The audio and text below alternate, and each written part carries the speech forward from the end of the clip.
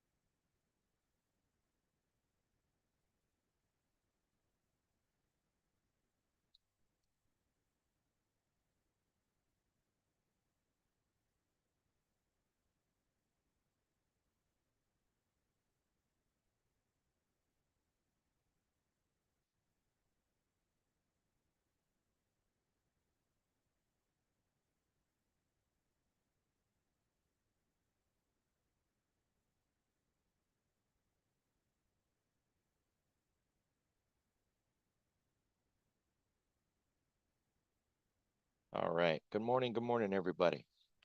We made it through the first day. We got the proposed numbers from Yellen. So QRA really just seemed like a dud yesterday. I suppose we can just take it. Let me get the screen shared and we'll be ready to go. Yeah.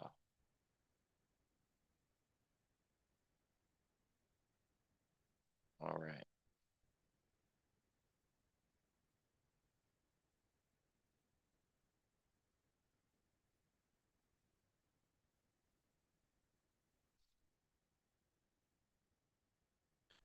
So throughout history, if you kind of do a run back on QRAs, there are times where the data we get in is no change and the market just continues to do what it was doing when QRA came in. Makes sense. Not every time is going to be drama, right? There are times, however, when everything changes. And the October 2023, the October, November, that's when everything changed, when we came out of that bear market and we were just kind of chopping along at the lows. All right. You got 2022, and then we were just rolling along sideways, really just struggling. And we got that QRA, and it's just been a fantastic voyage since then. But all things have got to come to an end. And we're sitting up in extreme levels. So got to be concerned that the FOMC QRA combo on Wednesday is going to be a change of the system. Things that we have been doing are about to change. And even if we set aside QRA for a moment, right? Just put that aside and just think about FOMC for a moment. The regime is about to change. It's been holding at these levels, right? And there's three ways to look at it, but there's like 5 approaches. So the Fed is holding steady and threatening to raise. That would be one of them. The Fed is holding steady and has hinted at some cuts in the future. That's the other side. We're at really low rates and there's really nowhere to go but up. It's another one. We're at really high rates. There's really nowhere to go but down. It's another one. So when you look back, even books like Gerald Appel, the guy that created the MACD, he wrote a couple of really good books. And he'll talk about in his books, you want to look at what the Fed is doing, not just where the rates are at, but what are they doing? Are they raising? Are they cutting? Are they holding steady? Have they been holding steady? And is anything about to change? Well, that's where we're at. We've been holding steady at a level forever, right? Forever. Now things are about to change.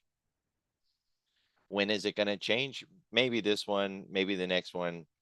I think almost everybody's agreed it won't be this meeting when they announce a cut, but it's very likely that it'll be this meeting when they start bringing up the discussion of a cut. And then we're probably going to get into that really silly language where they're thinking about, maybe having the discussion about thinking about cutting, and they'll go through all that silly stuff. It'll still be a change because we'll no longer be listening to that drum beat of, yeah, we're not going to raise rates, but we're not going to cut rates. We're just going to stay here and see what happens, which is what we've been in forever. So things are about to change. It doesn't even have to bring in QRA to have that conversation. We just look at FOMC and say, whatever we have been doing, we're about to be doing something else. I'm not saying we're going down from here or up from here, just that things are about to change. That's it. And when we bring in QRA, then we could see a more radical change. But looking at the numbers that we got yesterday, we're not really expecting much of a change on that front. It's going to be same old at this point, seems like, which is fine, right? We don't need to burn the thing to the ground.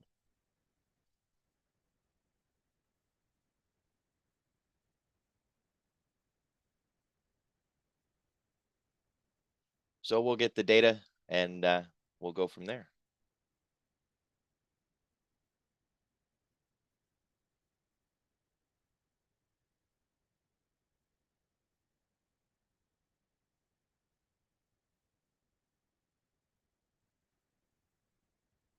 Looking at what's going on around the world, the Dow is basically flat. Small caps, the Russell up 0.25%, S&P the same at about 0.25. Japan is going to get data tonight. It's kind of a big deal. This whole week is just a bunch of data that could be a big deal.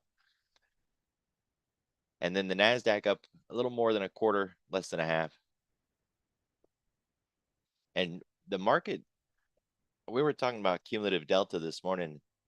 The market has been just pressing against this high and not able to go anywhere. And the cumulative delta has just continued to go lower and lower and lower, showing a significant divergence, which, you know, on the one hand, kind of explains why we didn't break out.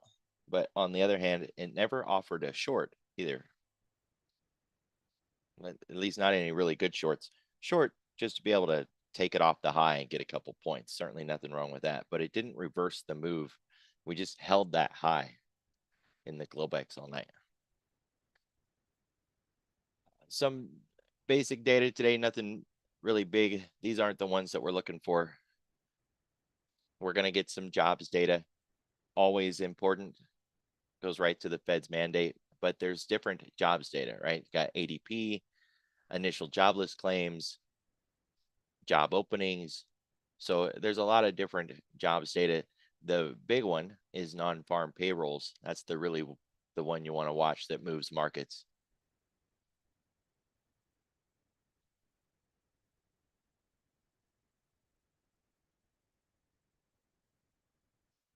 And if you look tonight, Bank of Japan interest rate, it's the Japan version of Powell tonight. It's Japan's version of FOMC.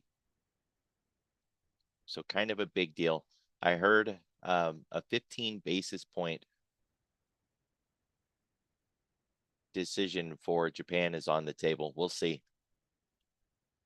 But long before we get there, throughout the day today, we're going to get jolts. Remember, that's the take this job and shove it numbers. Grass is always greener on the other side. How comfortable are you with leaving the current job you have for a job that you don't yet have?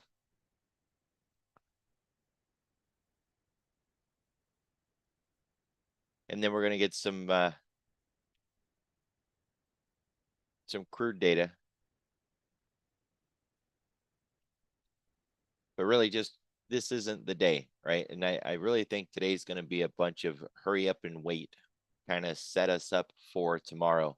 We could test the edges. And there's always the possibility that we get a big breakout expansion, right? There's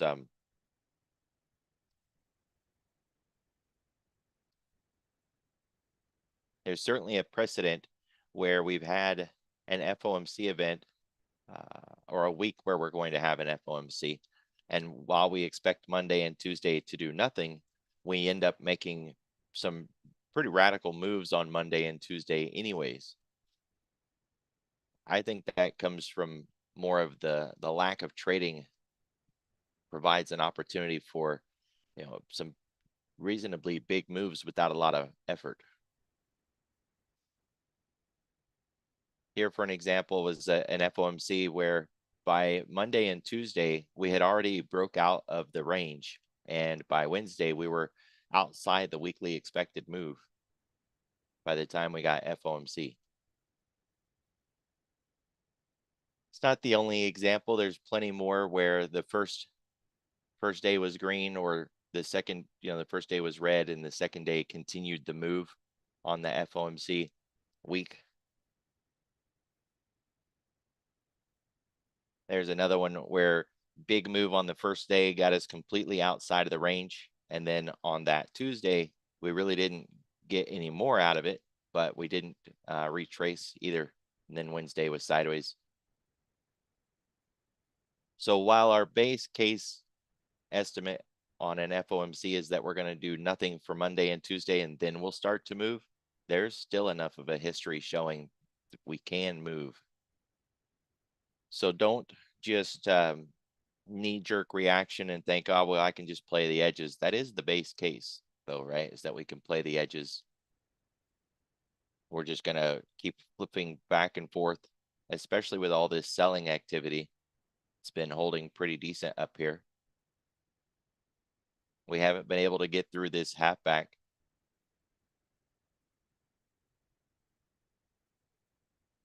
I don't see this changing today unless we get some data that can shock us out of this system, and we're not supposed to get anything like that today.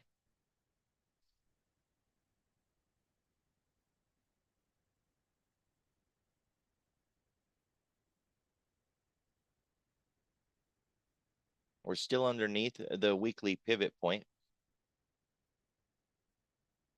Granted, we're getting nowhere fast. Today's central pivot is much narrower than yesterday.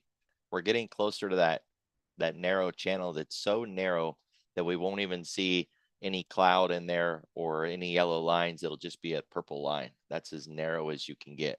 We're not that narrow yet, but we're getting there. When I was studying these central pivots, one thing that I noticed is they would talk about how a narrow range implies that if we get a breakout, it can really grow some legs and we can move. What it didn't address is if we got a really narrow channel and on that day we didn't break out, the next day very often was the breakout day.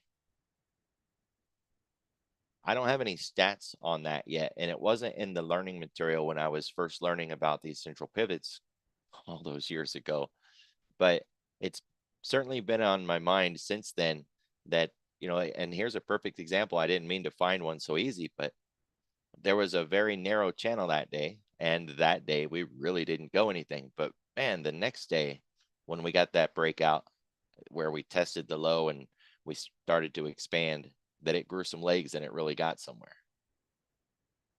Again, these channels don't make price do anything, right?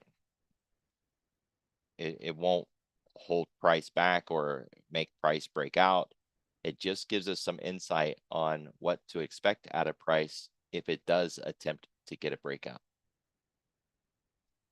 So we have a reasonably narrow channel. It would make sense, just like with the example that I showed you, that today is not the breakout day, but that tomorrow would be. Tomorrow's FOMC anyways, and it's QRA anyways, and it just kind of adds up.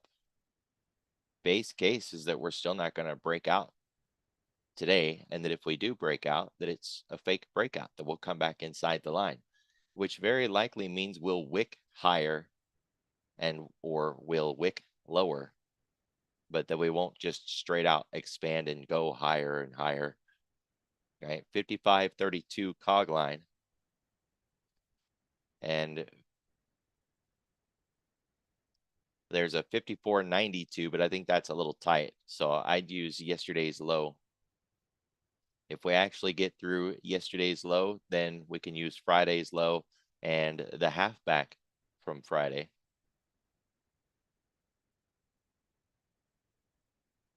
Well, I guess that's just what we've already done. So no insight there. Yeah, if we break yesterday's low, we'll just go for Friday's low, somewhere around that 54.50 area, because we want to think about where it opened Thursday night into Friday in Globex, not this low all the way down here at 54.31 cog line. Love how that works. Nice 100-point range. It's kind of pretty.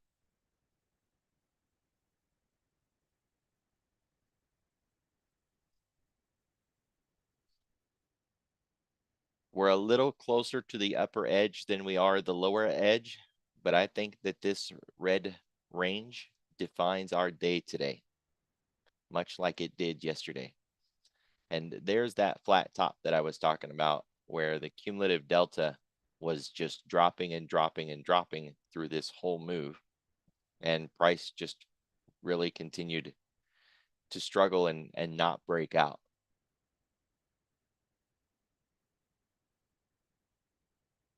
See where it is now. It's actually starting to turn around a little bit. We're getting some positive delta, but still really low. The AM edition founder's note came out right before I started the stream, so I shared it. I haven't had a chance to read it. Pretty sure they're going to say sideways, waiting on data, because that's what we have, right? Sideways, waiting on data. It's going to be a likely very boring day. So if we do get to the edges, it's going to be sell the rip, cross the highs, buy the dip on the low. We're not expecting any breakouts that stick. If we do get a breakout, we want to check to see if it has legs, then the weighted AD and tick and cumulative tick, those three tools should provide some insight. I won't be looking at the dollar or the 10-year if we get that breakout to see if it's got any legs that can really get us somewhere, because these two haven't been useful over the last week or so. Could get a nice breakdown in crude today, by the way, if you don't want to mess with the indexes. There's always gold and oil. It could get a nice reversal in gold. Either one of those very likely is going to be a better play than the ES and the NASDAQ. And then, of course, you could always play the Russell.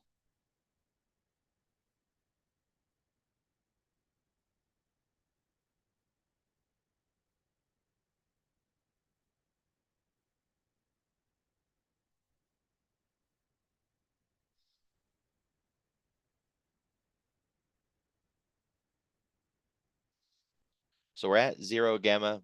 We're at the volatility trigger. The put wall, 53.40, it's a long ways off. Call wall, 57.87, again, a long ways off. Yeah, I know the Russell gets a bad rap, but I mean, a clean chart is a clean chart. I'll take it. I don't care if it's Bitcoin, the Russell, gold, oil. I just want a nice clean setup.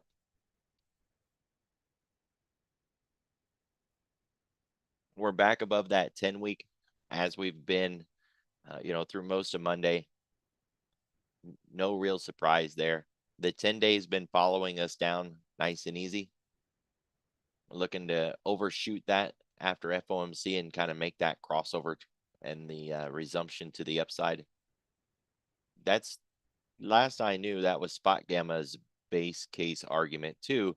Yesterday is they're looking for this to settle build a bit of a base, jump that 10, and begin making its way back up.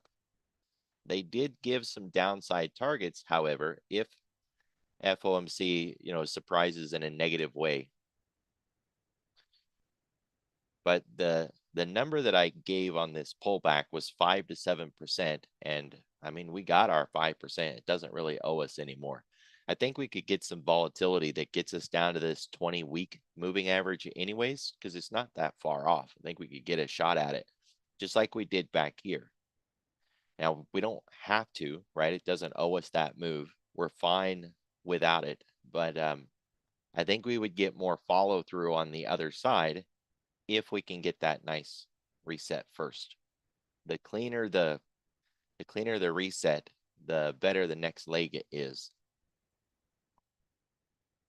That's why this really good reset offered us a really nice leg on the next run, right?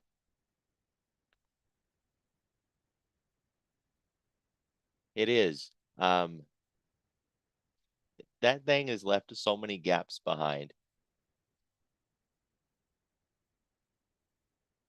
And that's a really nice wedge. But it's got a lot of gaps.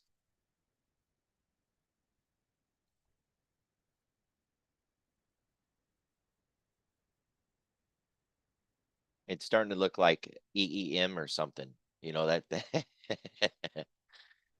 EEM is the one that I almost always point to when teaching clients about gappy markets that we don't want to trade.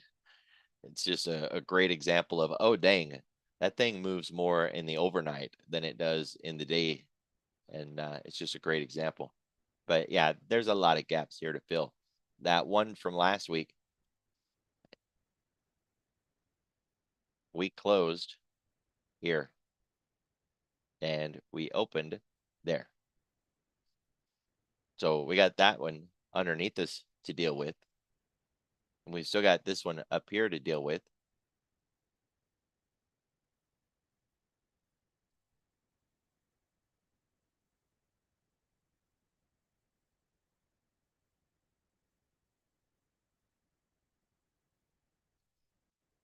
So take your pick. We got it on each side. We're buffeted it.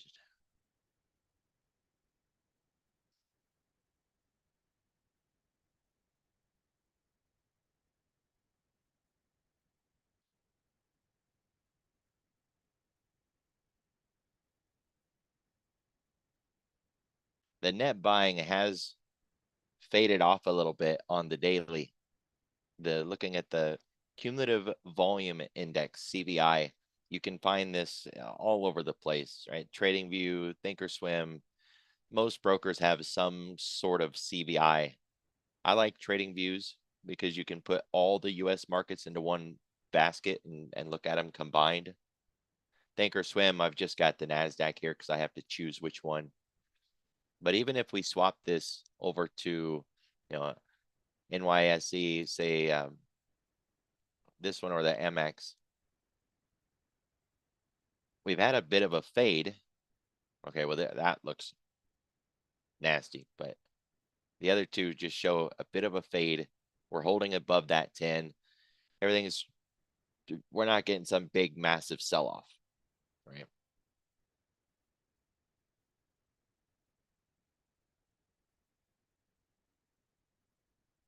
When I'm looking first, when I'm looking for the gap, I generally use the daily because the gap is easiest to see, right? Especially if you have the Globex data on. And it depends on your product too. But generally, if I'm trying to mark a gap or I'm trying to define if there is a gap, the daily is the easiest one to define. There's even in the Thinkorswim workbook a couple of gap indicators, and I don't know, I don't like how it marks the gap, but the gap indicator that I have, and I've got more than one, will at least show that there is a gap. Of course, I cleaned out my Thinkorswim over the weekend of 600 indicators, and one of those was that gap indicator. But if you look in the Thinkorswim workbook, and just search for gap indicator, you'll find that there's more than one. I think this is the one I want.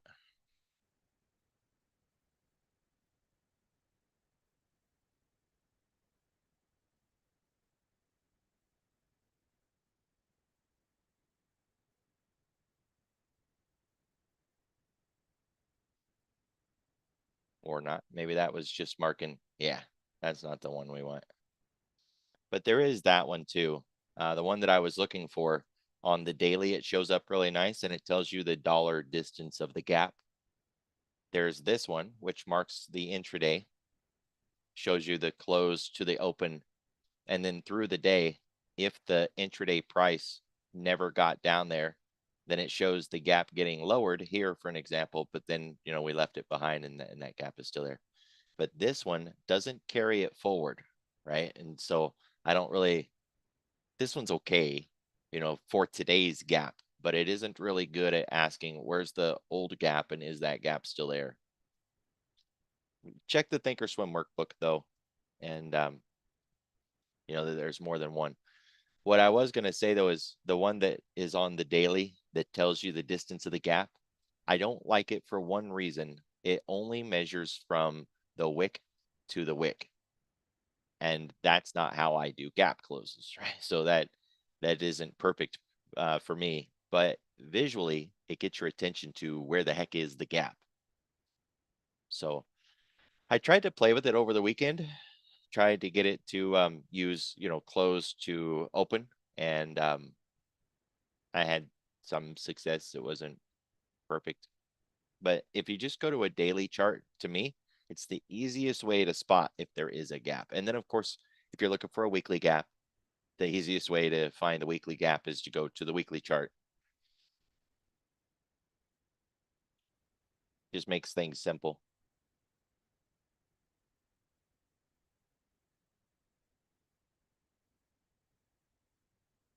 Ten-day, 30-minute volume profile, and that point of control has finally moved.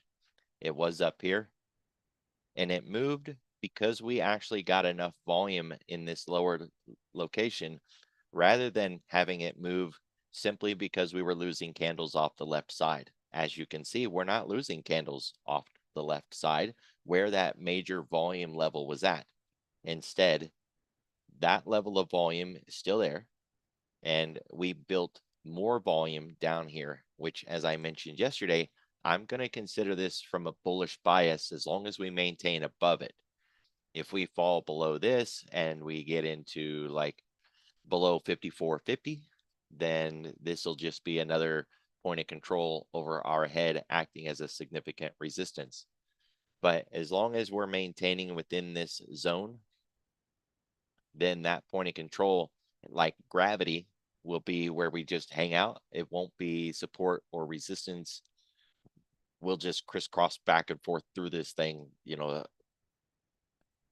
in no way a support or resistance. But if we leave the low and then we come back, it's going to be a resistance. And if we leave this high and we come back, it will act as support, very likely. But we have to leave this range first before we would consider it any form of support or resistance. And like I mentioned yesterday, if this is our new base and we can come up above it and then we start using it as a support level, this sets us up really nice for the last part of the year, maintaining above this level and or breaking the previous highs and even going into new highs. Make no mistake about it, that thing doesn't make us move, right? So it wouldn't put us into new highs or anything like that. It would just give us a chance to hold this level.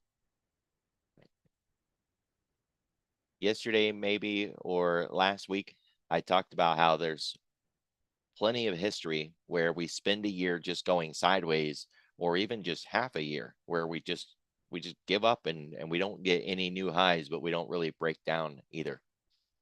We could get that sort of year from here forward where, maybe the lows are 5,300 and the highs at 57, and we just chop in this zone for the rest of the year.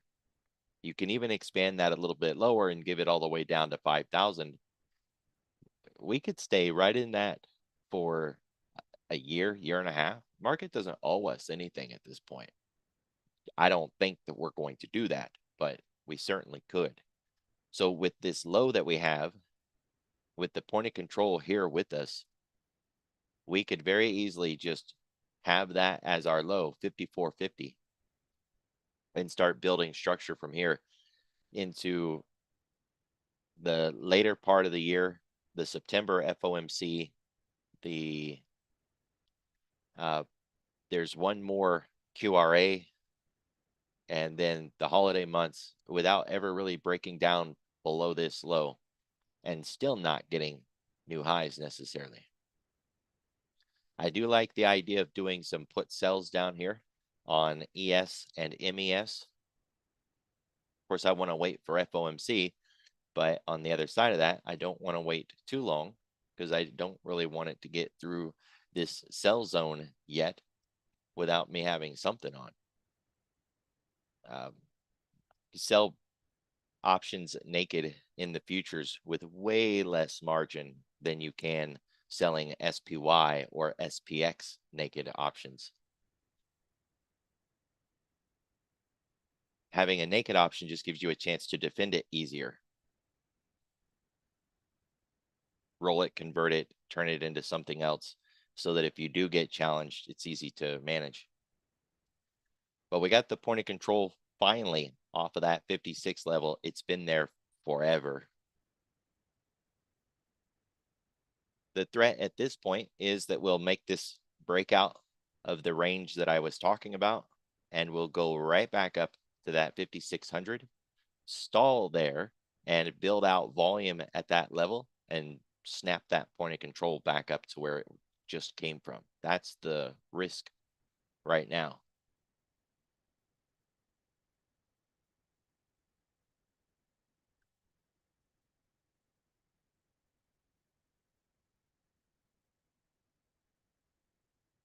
We took out that VPOC yesterday.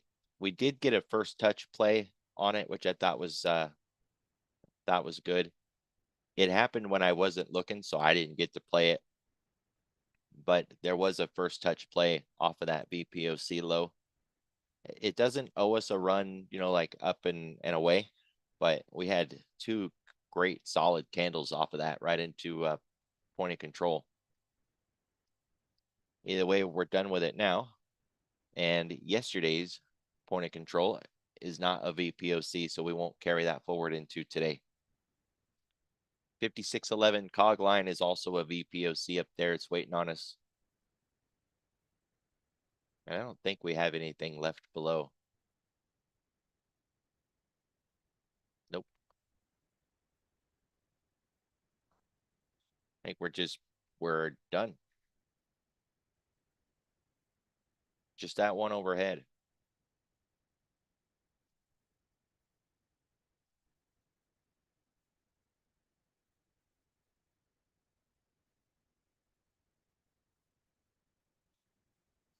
All right, we're back above the 10-week.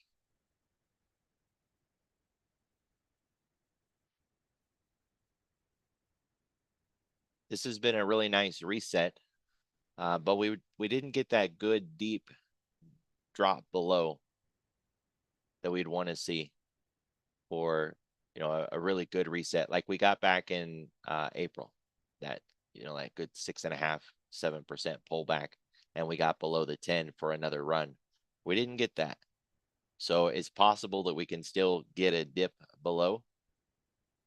It's possible. Otherwise, we're holding the line, and it looks like we could start another cycle. Okay, where we just come down, cycle, make another move, and then cycle, and we make another move.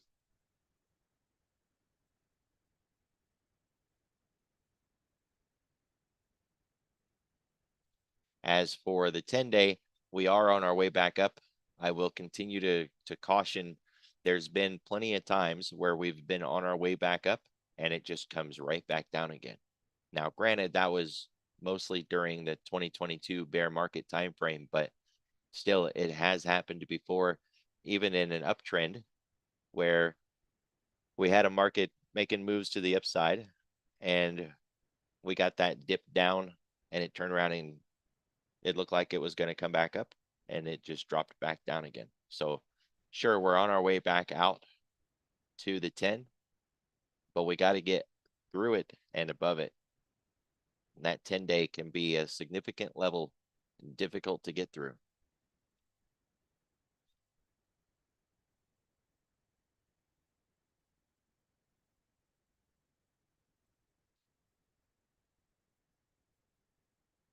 Last week's range, set it on this week's range.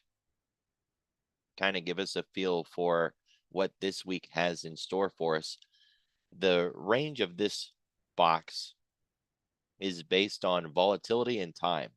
Well, we have the same amount of time this week as we had last week, so that number didn't change. That means if the box is bigger or smaller, the only variable that changed is volatility. If the box is smaller, there's less volatility priced into this week's move. And if the box is bigger, then there's more volatility priced into this week's move. It's pretty simple in that aspect. The range isn't really much bigger or smaller than last week. It's marginally smaller. The box that I set here, we can see the line is inside of it. So this week's range is a little bit smaller.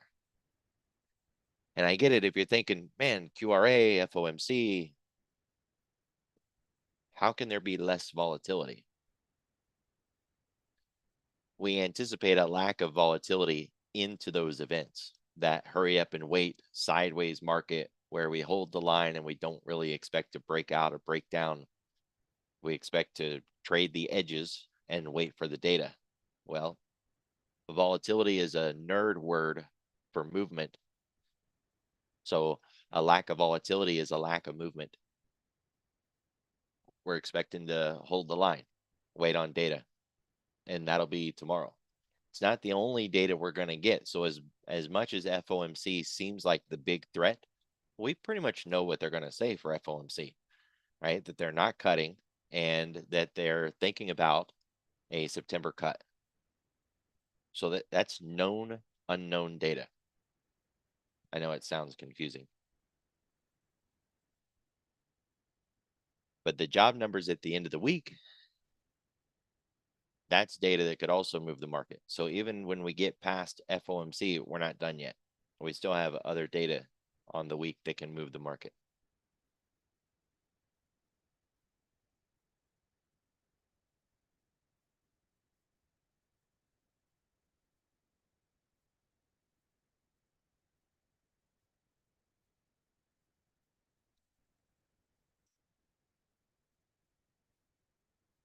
A radical change in Bitcoin, down almost 11%. Over the last 5 days, it was up more than 13%. So now it's only around 3%, but it's still down on the day significantly. I was getting the alerts last night as it broke 66. China ADRs are down. Staples, more China. And really, that's about it on the downside. Looking at what's up. Gold miners, the Mag 7. The rest of these don't meet our criteria. It's not up enough. It's not down enough.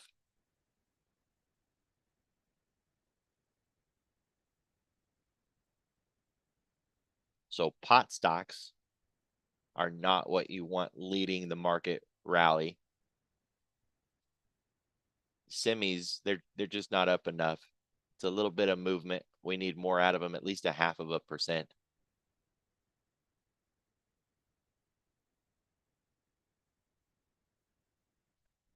US dollar Japan, that was a really nice reset on that year-to-date anchored VWAP, 152 weekly, monthly support. It's a significant level, 152.5. But that year-to-date anchored VWAP tag, you just gotta love it.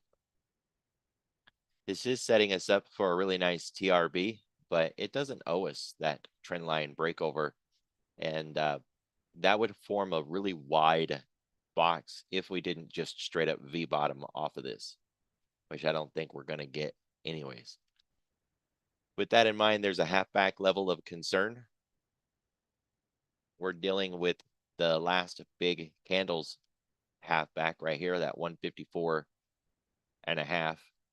But I would be focused on the bigger one. Probably at 157.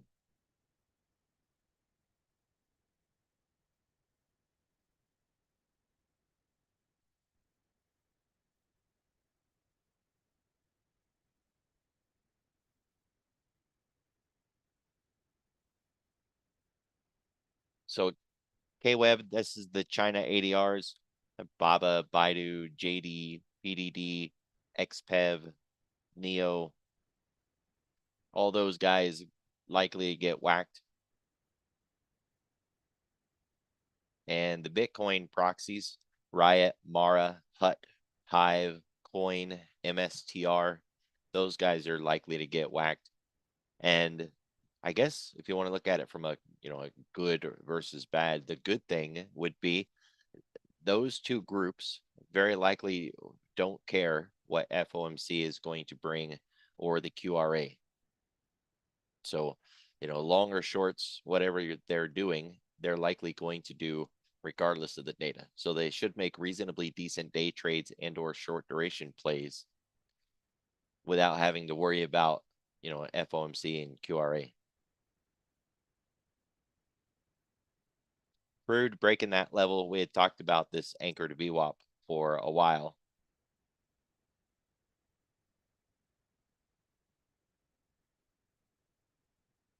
Testing it, we could wick up out of it like we did back here, or it could just be a solid straight shot down through it.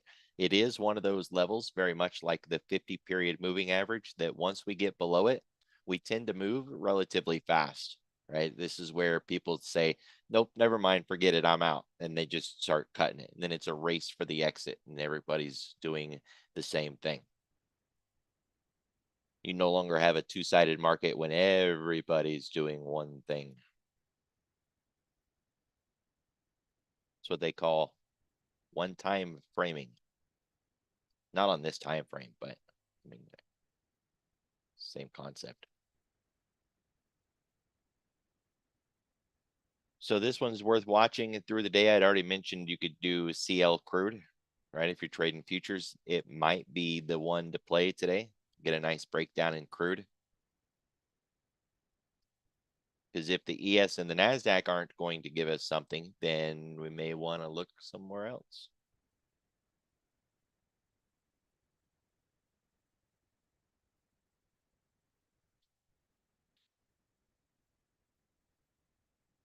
Some big names reported in healthcare. Pfizer, Johnson & Johnson, those are the two that kind of stood out. Could see some moves in the Dow today too, regardless of QRA and FOMC. Staples with a breakdown. Could be the start of a move back to this anchor to VWAP, but that's a real early play at this point. And I mean, commodities just continue to bleed. We don't have anything really. Nat gas, which, I mean, that's a joke. There's nothing there to play. The China ADRs, the Bitcoin proxies, and some crude plays or some healthcare plays, and waiting on data. Waiting on data. Got to get data. That's what I got, guys. Be careful, be safe. Watch the clock. See y'all tomorrow.